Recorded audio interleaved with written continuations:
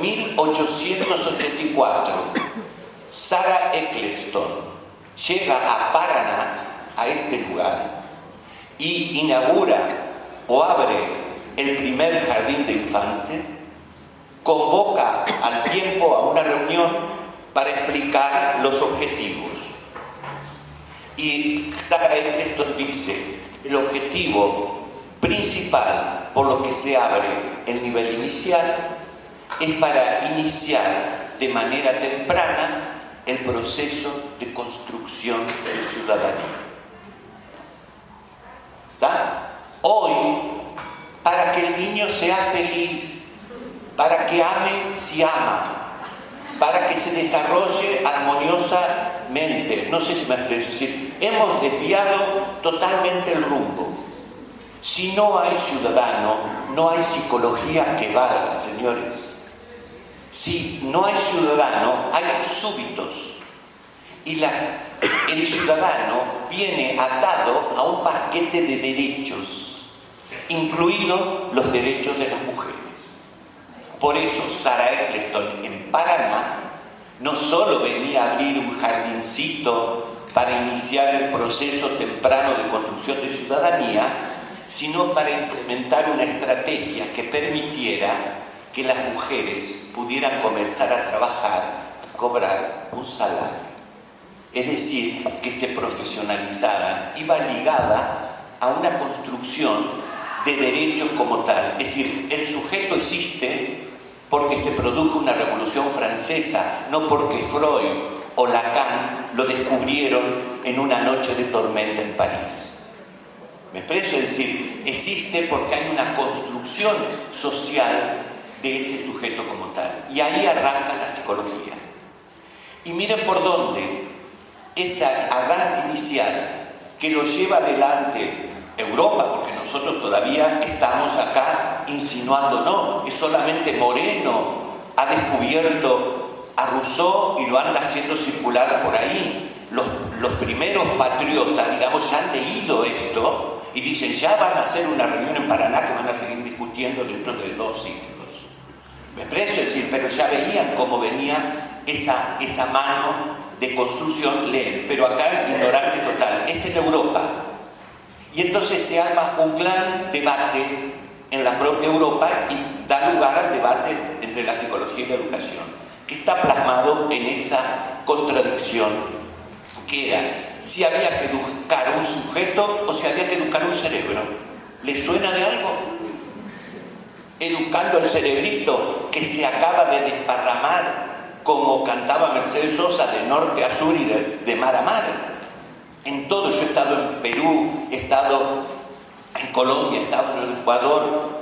Educando al cerebro vuelve como un retorno del siglo XVIII, presentado hoy como neurociencia cognitiva. El mismo perro con diferente collar. Lo digo porque para que se den cuenta que no tenemos que asombrarnos de nada. Los educadores hemos pasado todas las transformaciones posibles. Hasta Susana Messive, no sé si se acuerdan. Era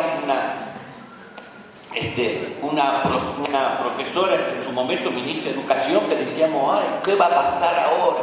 Ya se fue. Y en algunos lugares, yo la nombro, nadie dice, ¿quién es? ¿Vieron? Se pasó.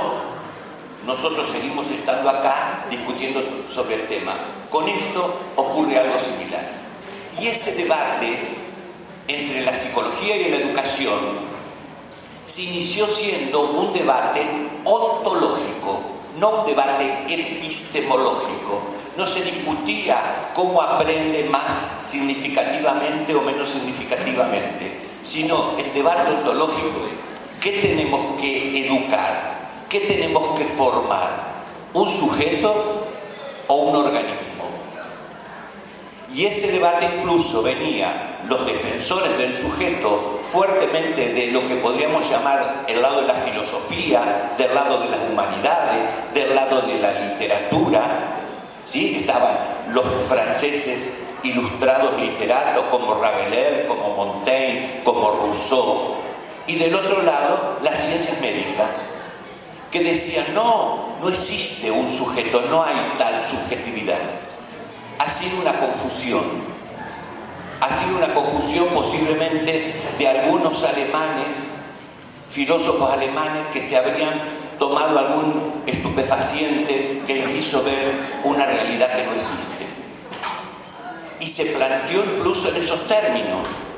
El debate ontológico en la psicología hasta el día de hoy es: ¿estamos hablando, cuando decimos psi, de un sujeto, o lo psi ha sido un error? Hay que eliminar ese sujeto que entiende, que comprende, que es un sujeto histórico, que es un sujeto reflexivo, que es un sujeto crítico, o tenemos que hablar de un organismo que se adiestra, se programa, hoy no con conducta, sino con competencias, porque decir conducta suena muy mal, como decir imperialismo, es mejor decir globalización.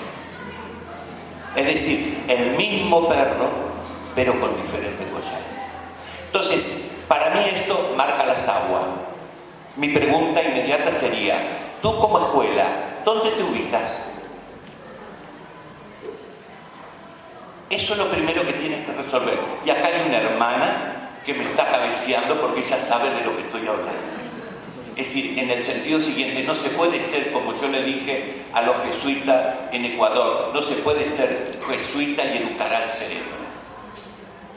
Están en pecado, padre. Me expreso, por más que lo diga la ciencia.